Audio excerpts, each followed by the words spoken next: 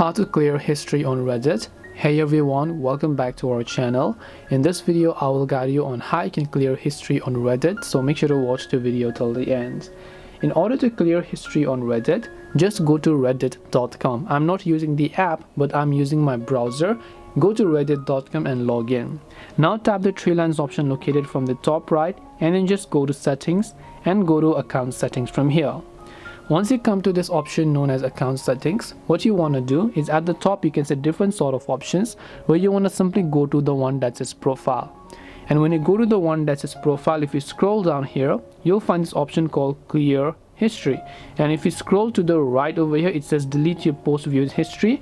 You'll find the option called clear history. Tap on it and it may ask you for a little pop-up, and after you select that option, your history will get successfully cleared. This way you can clear your post view history on Reddit. Hope this video was very helpful. If you have got any more questions, then feel free to leave them down. Thank you for watching and see you in the next video.